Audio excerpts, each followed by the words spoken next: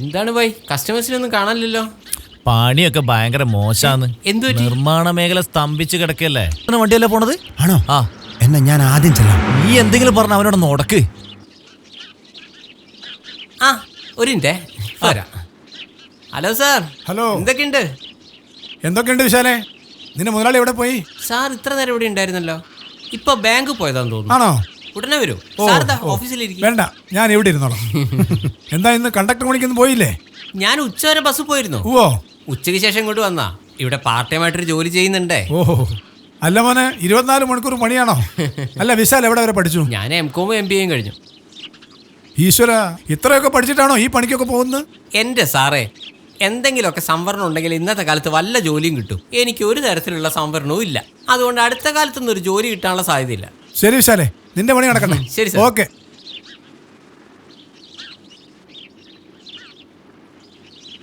Hello, നമുക്കൊരു 4 വാതിലുള്ള തേക്ക് വേണല്ലോ. അയ്യോ, എത്ര പൈസയോ? ഞാനല്ലല്ലോ ഇതിന്റെ മുതലാളി. ആളിപ്പ വരും. പിന്നെ താനെന്തിനോട് ഇവിടെ ഇങ്ങനെ പോലീസ് പോലെ കുറ്റിയടിച്ച് നിൽക്കുന്നേ? സൂക്ഷിച്ച് സംസാരിക്കണം. സൂക്ഷിച്ച് സംസാരിച്ചില്ല താൻ എന്ത് ചെയ്യും?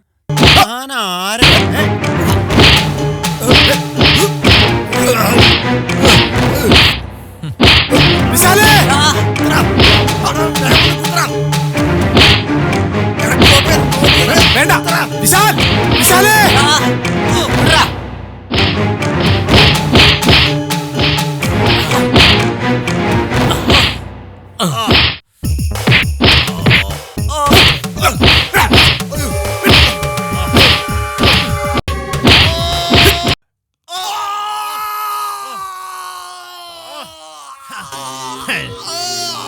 അയ്യോ രാജേന്ദ്ര,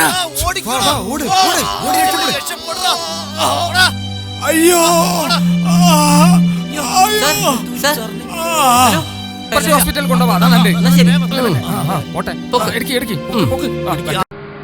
ഇന്നെങ്കിലും നടന്നാ മതി.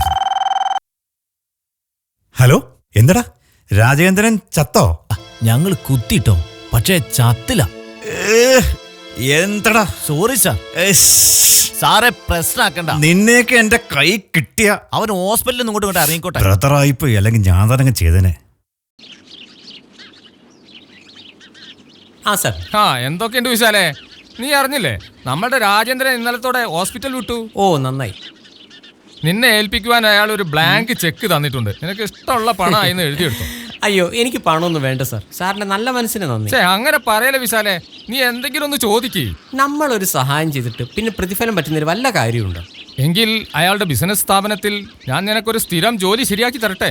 അറിയാലോ, നല്ല ശമ്പളവും എല്ലാ ആനുകൂല്യങ്ങളും ഉണ്ട്. അതെനിക്ക് അറിഞ്ഞൂടെ. സർക്കാർ ജോലിയേക്കാൾ ബെറ്ററാണ് ദ്വാരക കമ്പനിയിലെ ജോലി എന്നാ നാട്ടുകാർ പറയുന്നത്. എങ്കിൽ നീ എനിക്കൊരു ഒറ്റ ദിവസം സമയം താ, ഞാനത് ശരിയാക്കി തരാം. പിന്നെ ജോലി ഫീൽഡിലായിരിക്കും ബെസ്റ്റ്. എന്റെ സാറേ, ഒരു സ്ഥിരം ജോലി കിട്ടുകയാണെങ്കിൽ ഫീൽഡിലോ ജമ്മു കാശ്മീരിൽ പോയി ജോലി ചെയ്യാൻ ഞാൻ റെഡിയല്ലേ? അത് കലക്കി.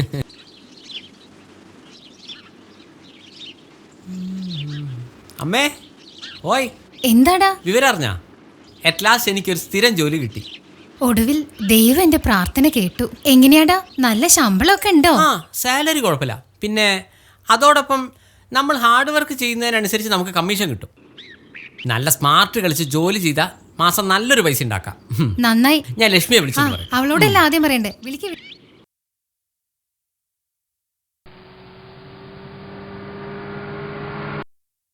ഹലോ ലക്ഷ്മി, എന്തൊക്കെയാണ്? ഹലോ ചേട്ടാ, ഇന്നലെ എന്താ വിളിക്കാൻ?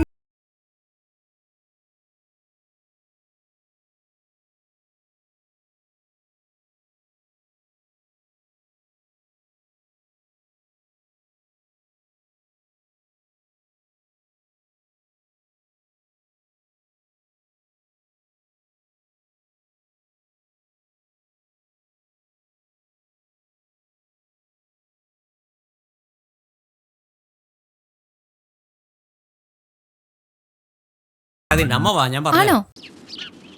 വിശാലിനെ കാണുന്നില്ലല്ലോ. നമ്മൾ എന്ത് പോസ്റ്റായി നിൽക്കേണ്ടി വരുമോ? രാവിലെ തന്നെ മനുഷ്യന് പണി തരാനായിട്ട് ഓരോന്നുണ്ടാവും. ഹായ് രമ്യ.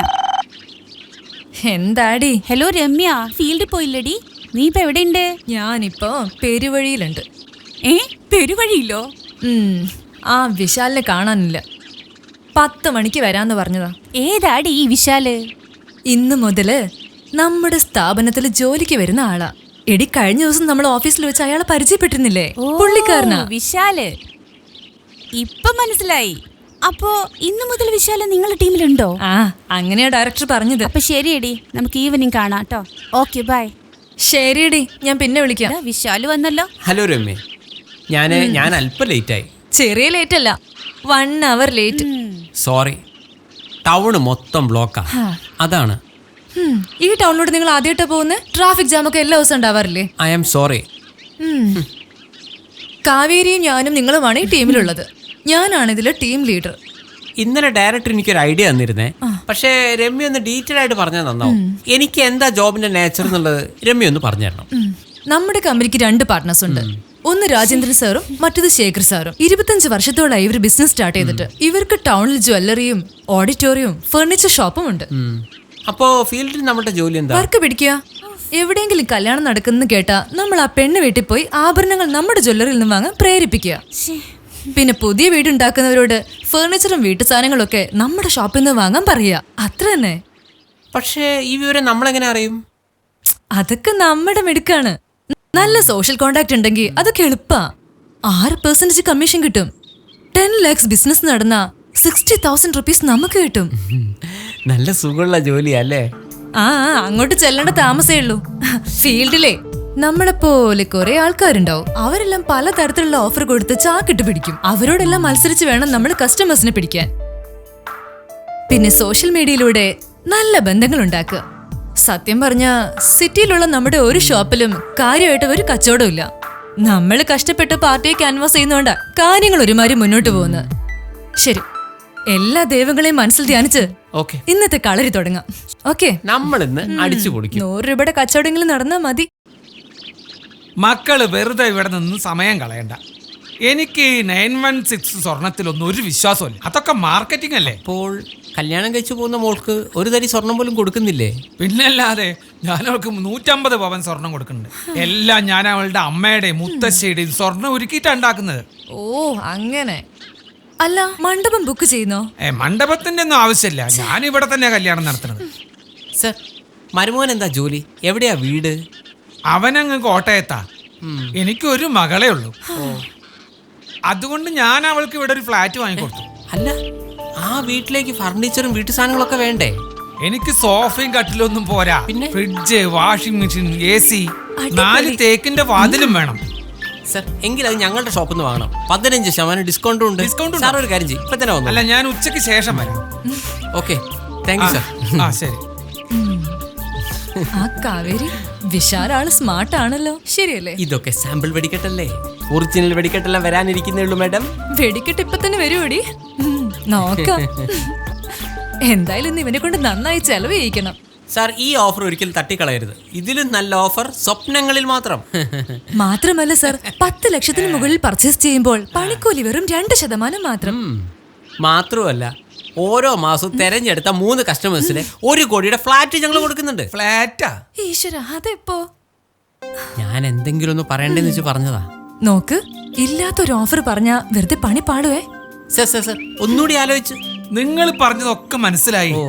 ഇന്നലെ മറ്റൊരു ജ്വല്ലറിന്ന് ആളുകൾ വന്നിരുന്നു. അവർക്ക് പണിക്കൂലി തന്നെ വേണ്ടെന്നാ അങ്ങനെ പറഞ്ഞത്. പറഞ്ഞാ? നിങ്ങൾക്ക് 2% പണിക്കൂലി വേണ്ടേ? അവർക്ക് പണിക്കൂലിയേ വേണ്ട. കഷ്ടം. അത് കേട്ടപ്പോ ഞാൻ അവർക്ക് അപ്പൊ തന്നെ അഡ്വാൻസ് കൊടുത്തു. മക്കള് പോയാട്ടെ, ഇനി ഇവിടെ നിന്നിട്ട് വലിയ കാര്യമില്ല. സർ, കല്യാണ മണ്ഡപം ബുക്ക് ചെയ്തോ? അത് മൊത്തത്തിലൊരു കൺഫ്യൂഷൻ ഉള്ള കേസാണ്. ശ്രീലക്ഷ്മി ഓഡിറ്റോറിയം നോക്കി കിട്ടിയില്ല. പ്രശ്നമാക്കണ്ട സർ, ഞങ്ങളുടെ ദ്വാരക ഓഡിറ്റോറിയത്തിൽ വെച്ച് കല്യാണം നടത്താം. വെറും 50,000 രൂപ മാത്രമേ ഉള്ളൂ വാടക. അതെ, ഫുൾ AC ആണ്. അവിടെ കല്യാണ സദ്യം കൊടുക്കോ? പിന്നെ 2000 ആൾക്ക് ഭക്ഷണം കൊടുക്കാനുള്ള സംവിധാനമുണ്ട്. അങ്ങനെയാണെങ്കിൽ ഞാൻ ഇപ്പൊ തന്നെ അഡ്വാൻസ് തന്നേക്കാം. ഓ താങ്ക് യു സർ.